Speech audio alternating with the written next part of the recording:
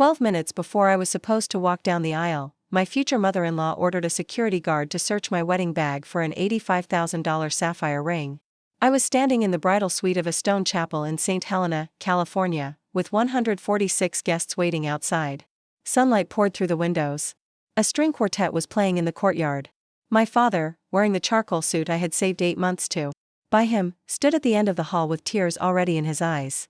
Then Victoria Whitmore swept into the suite and turned my wedding into a crime scene.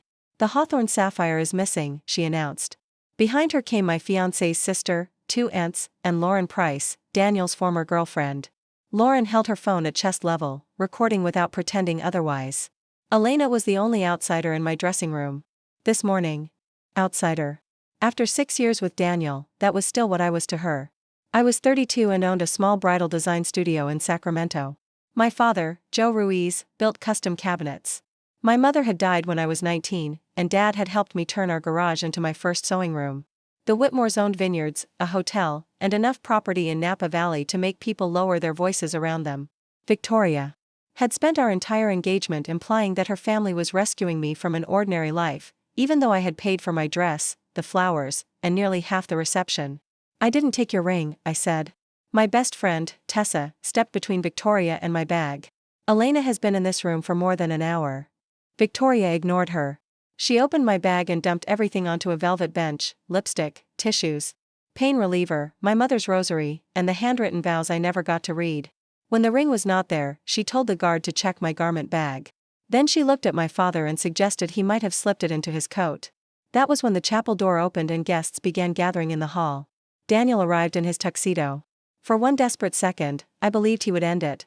He would tell his mother she had crossed a line, take my hand, and remind everyone who I was. Instead, he looked at me with frightened suspicion. "Elena," he said quietly, "if you moved it because you were upset, just tell us.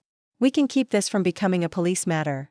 I stared at the man I was minutes away from marrying. "You think I stole from your mother? I'm trying to protect you." Victoria raised her voice so the people in the hall could hear. "A thief will not enter this family wearing white." The humiliation hurt, but Daniel's silence made something inside me go cold and clear. Nobody was looking for a ring. They were looking for my surrender. I removed my veil and placed it in Tessa's hands. "If you need me to confess before you can believe me, you are not ready to be my husband." Daniel grabbed my wrist. "Don't humiliate us this way." I pulled free. "You already did." Dad offered me his arm. We walked through the courtyard while the quartet stopped in the middle of a song. My train dragged across the gravel, and tourists near the winery gate turned to watch a bride leave her own wedding. Dad never asked whether I had taken the ring. He simply squeezed my hand and said, "Tell me where you want to go." Tessa drove us to her house in Napa. I was still in my wedding dress when my phone vibrated. The message came from Sadie, Daniel's 11-year-old cousin, who had been our flower girl. "Please don't cry." I recorded Mrs. Whitmore putting a blue box behind the big fern. The video showed Victoria entering the hallway alone before the ceremony. She checked both directions, removed a blue velvet box from her purse, and pushed it deep into a planter outside the bridal suite. Sadie had been filming the ribbons on her flower basket and captured everything. A second clip arrived. This one was mostly floor and little white shoes, but Victoria's voice was unmistakable.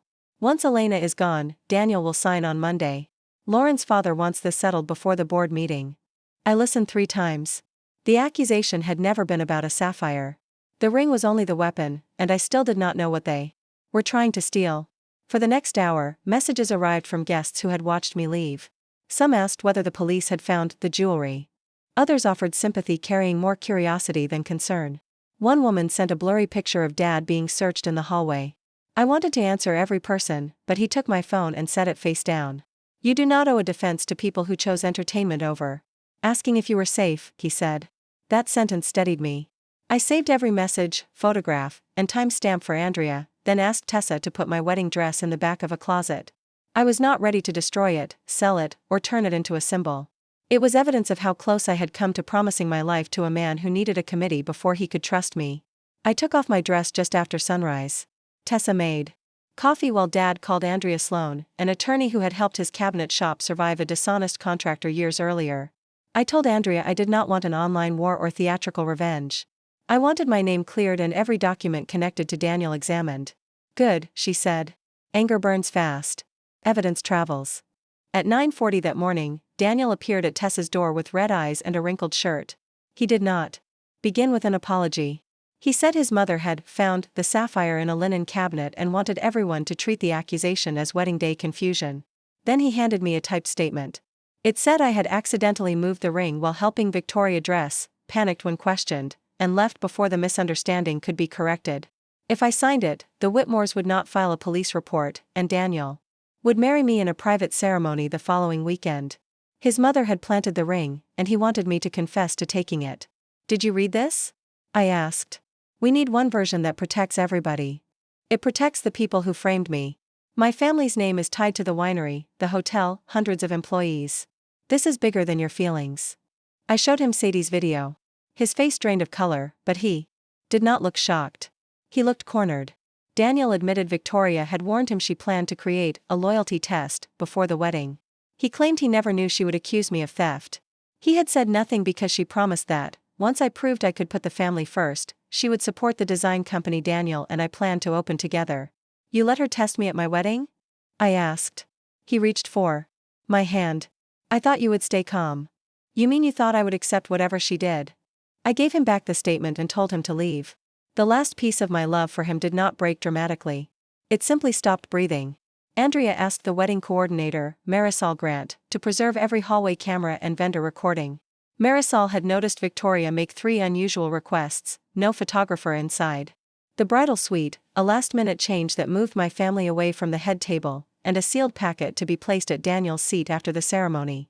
By late afternoon, Marisol recovered a corridor video. It showed Lauren handing Victoria the blue ring box near the chapel office. A sound technician testing a microphone had also captured part of their conversation. Lauren said, "Once Elena looks unstable, Daniel won't fight the merger. My dad gets national distribution, and your family gets the bridal label." That was the first truth hiding behind the ring. Victoria wanted Daniel reunited with Lauren because Lauren's father controlled a luxury retail network. My marriage was not only socially inconvenient, it blocked a deal.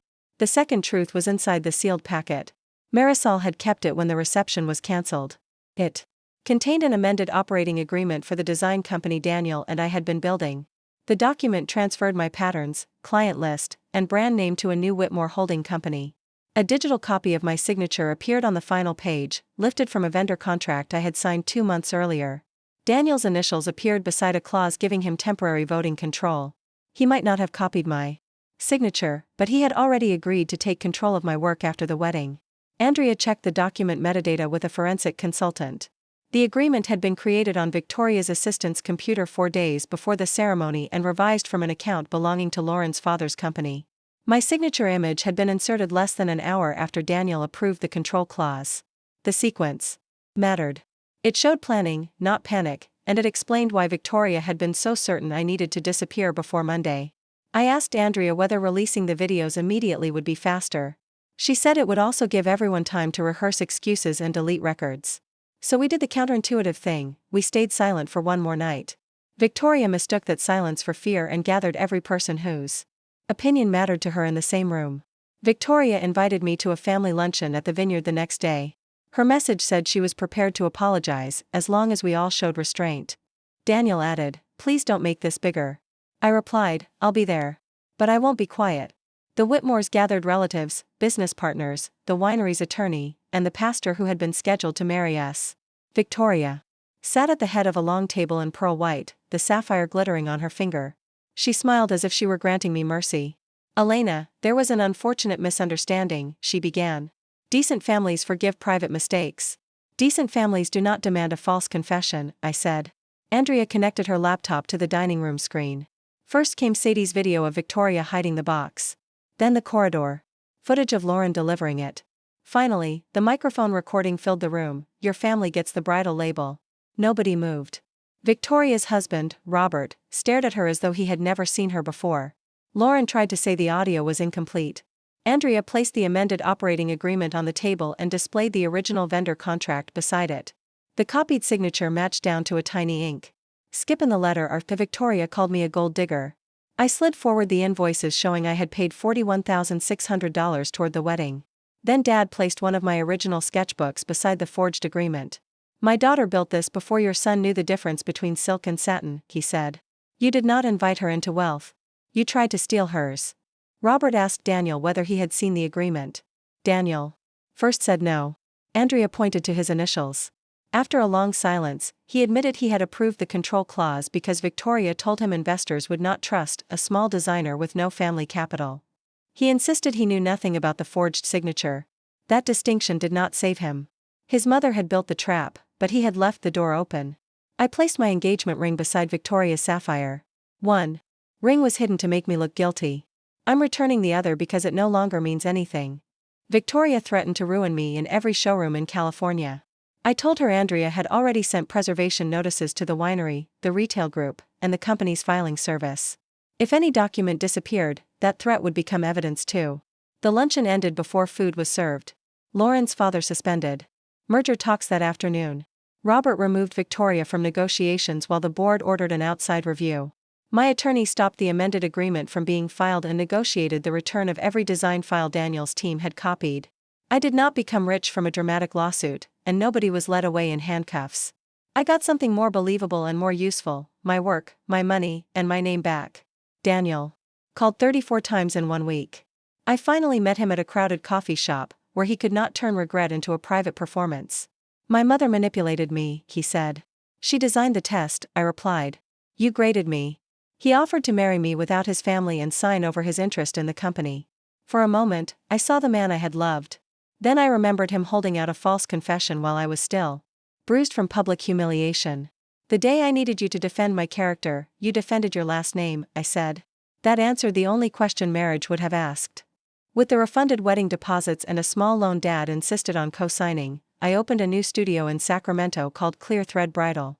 Tessa photographed the first collection. Above my cutting table, I hung a picture of Dad in his workshop holding a maple board and smiling with the quiet pride of a man who had won a war without raising his voice. Months later, a woman came in with her 17-year-old daughter. She recognized me from a guest's wedding video that had circulated locally. Were you the bride who walked out? She asked. I was, I said. I'm not anymore. She asked me to make her daughter a white dress, not for a wedding, but for graduation. I want her to remember that white can mean a beginning even when there is no altar. As I pinned the hem, I finally understood what I had carried away from that chapel. It was not shame, and it was not a stolen sapphire. It was the certainty that love requiring my silence was never love worth keeping. They accused me of stealing a ring 12 minutes before my wedding. The only thing I took that day was my future back.